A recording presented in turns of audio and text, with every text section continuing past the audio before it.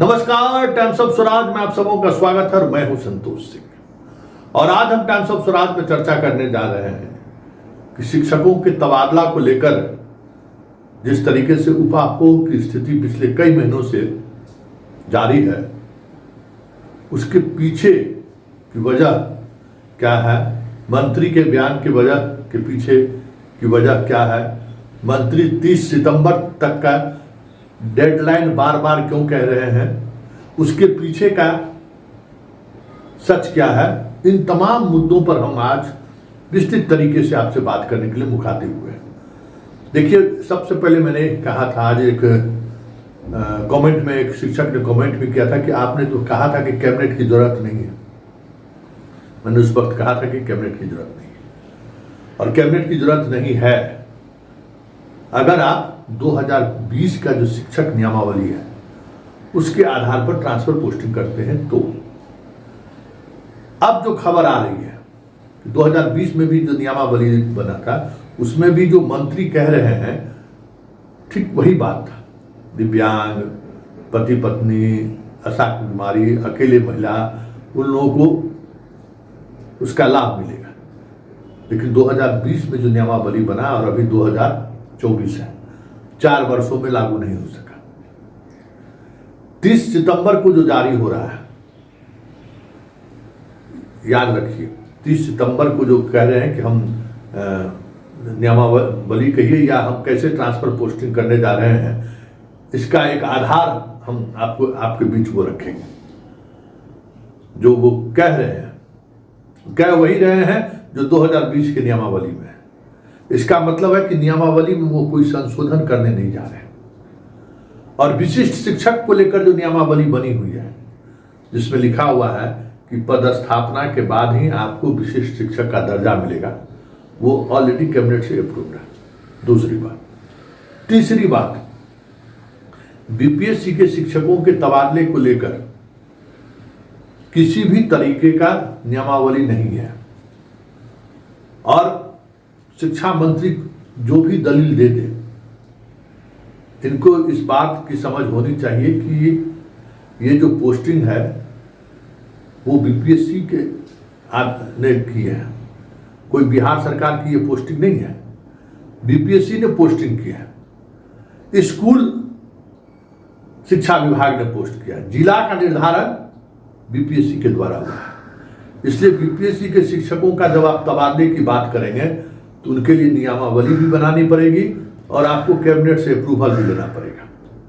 क्योंकि अगर आप ये नहीं करते हैं तो कोई भी अगर इस ट्रांसफर पोस्टिंग के पॉलिसी के खिलाफ हाई कोर्ट चला जाएगा तो वो पॉलिसी आपका निरस्त हो जाएगा। लेकिन अभी जो अपर मुख्य सचिव है एस सिद्धार्थ, वो कैबिनेट सेक्रेटरी भी हैं और सीएम के प्रधान सचिव भी हैं।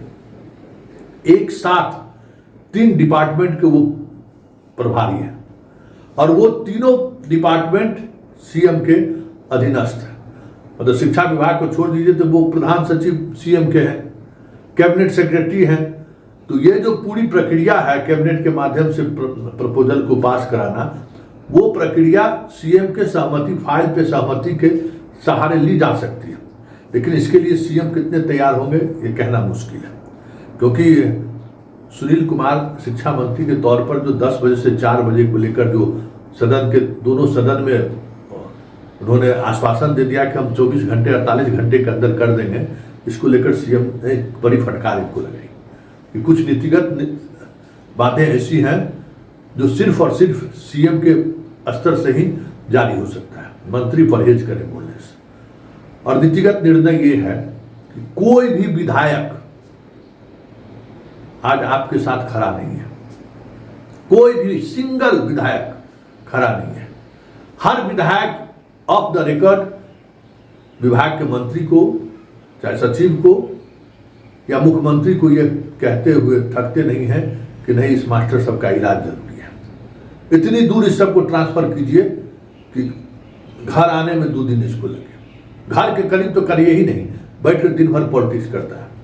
अब ये इमेज क्यों है, ये इमेज किसने बनाया और ये इमेज किस लिए बनाया गया, आप बेहतर समझते हैं। क्योंकि 1 वर्ष से ज़्यादा समय से हम आपके भी संगति में आ गए हैं, शिक्षकों के संगति में आ गए हैं, तो शिक्षकों का जो संवाद का जो तरीका है, शिक्षकों को जिस बात को लेकर सबसे ज़्यादा वो आग्रही रहते हैं, वो अब मैं भी महसूस करता हूँ।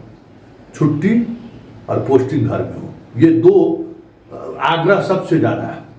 और यही दो आग्रह जो है सरकार को इन दोनों मसलों पर गंभीर होना पड़ रहा है और टाइट होना पड़ रहा है।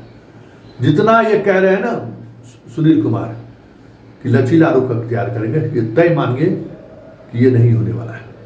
क्योंकि देखिए अभी तक रोस्टर नहीं तैयार हुआ है, ये भी समझ लीजिए, रोस्टर नहीं तैयार हुआ है और बिना रोस्टर का पोस्टिंग हो ही नहीं सकता है।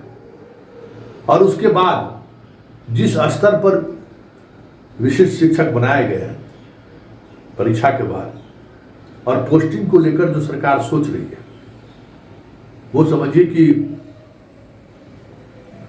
बहुत ही मुश्किल फैसला लेना है। और हम बार बार कहते हैं कि सिद्धार्थ से ये काम नहीं होने वाला है, सुनील कुमार से भी काम होने वाला नहीं, क्योंकि आप पैरवी सुनिएगा दो आदमी का भी ना, तो समझिए पूरा सिस्टम फेल कर जाएगा। और महिला को आप कैसे दे दीजिएगा भाई? 60% शिक्षक महिला है, महिला के चॉइस पोस्टिंग अगर देंगे तो आपको पूरे का पूरे जिला में पता चला कि 70% 80% महिलाएं शिक्षक आ गई। और भाई वो जो रोस्टर है, उस रोस्टर के बिहाफ में ही ना आप पोस्टिंग कीजिएगा, रोस्टर से बाहर होकर आप पोस्टिंग कर दीजिएगा। अब मान लीजिए कि कोई शिक्षिका चॉइस देती है कि हमको छपरा जिला दे दीजिए, ठीक है, और छपरा जिला का जो रोस्टर है उसमें उस विषय का खाली ही नहीं है, तो आप कैसे दे दीजिएगा? स्कूल में वैकेंसी ही नहीं है, तो आप कैसे पोस्टिंग कर दीजिएगा? ये सारी तकनीकी समस्या है, इस समस्या को आप समझ लीजिए। इसलिए मानसिक तौर पे जो बहुत सारे शिक्षक कहते हैं कि हम बहुत परेशान हैं, डेरा लेना सोच रहे थे, डेरा नहीं लिए, वो सब अपनी स्थिर रही। और एक और बात बता देते हैं, हमें कई शिक्षकों से ये बात हुआ है, दिक्कत क्या है ना शिक्षक समाज के साथ, जहाँ तक हम समझते हैं ज्ञानी लोग हैं, अब अच्छे ज्ञान है, पढ़ने पढ़ाने की शैली भी है, बात करने की भी शैली है, लेकिन इससे इस दुनिया से बाहर की दुनिया में क्या हो रहा है उससे कोई मतलब नहीं रहता। 29 अक्टूबर से याद करिए और किसी से पूछ लीजिएगा, 29 अक्टूबर से पूरे बिहार में मतदाता पुनरीक्षण का काम शुरू हो रहा है। और जैसे ही इलेक्शन कमीशन मतदाता पुनरीक्षण को लेकर अधिसूचना जारी करेंगे, इस काम में लगे हुए किसी भी कर्मी का तबादला नहीं होगा। इस बात को आप नोट कर लीजिए, और ये दिसंबर तक चलेगा, किसी भी तरीके का तबादला नहीं होगा, क्योंकि ये 2025 के विधानसभा चुनाव से ठीक पहले का ये पुनरीक्षण काम है, और इस पर काफी गहनता के साथ पुनरीक्षण का काम होगा। पूरी मशीनरी लग जाएगी, डीएम से लेके बीएलओ तक का ट्रांसफर नहीं होगा। इसलिए ये दिमाग में तय कर लीजिए कि इस तरीके की जो भी बातें हैं, जिन बातों को की चर्चा हम अक्सर करते हैं कि भाई सिद्धार्थ और सुनील कुमार से इतने बड़े स्तर पर ट्रांसफर पोस्टिंग नहीं होगा। इसके लिए के पाठक जैसा हार्डी आदमी की जरूरत है, जो 24 घंटे के अंदर में जो फैसला ले लिया, किसी की सुनेंगे तो ट्रांसफर पोस्टिंग नहीं होगा। और इसके इतर जो सबसे महत्वपूर्ण बात है, कई तकनीकी चीजें हैं आपके ट्रांसफर पोस्टिंग को लेकर, उन तकनीकी चीजों को जब तक उसका समाधान नहीं निकाल देती है विभाग, ट्रांसफर पोस्टिंग संभव ही नहीं है। उसमें पहला है रोस्टर बनाएगा ना, रोस्टर क्लियरेंस होगा ना। कभी इस स्कूल में 500 विद्यार्थी है, कितने शिक्षक की जरूरत है, रोस्टर बनाना होगा। दूसरी बात, कभी जिस तरीके से बीपीएससी के शिक्षक की बहाली हुई और पोस्टिंग हुई है, उसके बाद हालात देख लीजिए।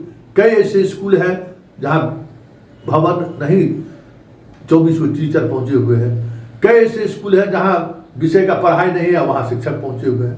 तो ये सारी चीजें जो है, पहले जब तक स्ट्रीम लाइन नहीं हो जाता है, जब तक सीधे तौर पर व्यवस्थित नहीं हो जाता, तब तक कैसे ट्रांसफर पोस्टिंग होगा। और यही वजह है, एक बात समझ लीजिए, यही वजह है कि सक्षमता 2 का रिजल्ट नहीं निकल रहा है। और यही वजह है कि टीआरई 3 का भी जो लोग बहाना बना रहे हैं ना, नहीं रिजल्ट निकलने के पीछे भी वजह यही है कि लोग अभी तक रोस्टर बना ही नहीं पाए।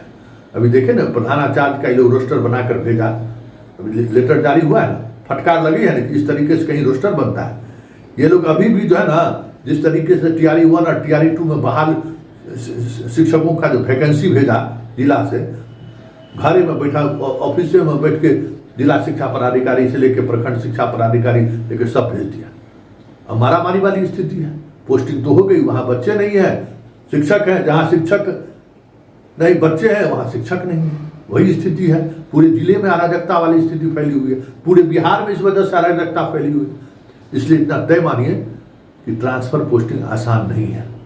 2020 में भी यही नियमावली बना और आज तक लागू नहीं हुआ। नियमावली बन जाएगी, ट्रांसफर पोस्टिंग नहीं होगा। उसके लिए जो विल पावर चाहिए ना, वो विल पावर न मंत्री के पास है न प्रधान सचिव के पास है। ऐसे में ट्रांसफर पोस्टिंग को लेकर जो आपके दिमाग में जो चीज़ें चल रही है ना, आप कूल होके उसको आप दिमाग से बाहर निकल जाए। हो गया तो बहुत अच्छा, और नहीं हुआ तो जहाँ है तो वहाँ बने रहिए। लेकिन जब तक आपकी पोस्टिंग नहीं होगी, जो जो क्लॉज लिखा हुआ है, तब तक विशिष्ट शिक्षक नहीं बनाया जाएगा। हमें लगता है कि इसके लिए आप लोगों को कहीं कोर्ट का दरवाजा खटखटाना पड़े तो कोई बड़ी बात नहीं होगी।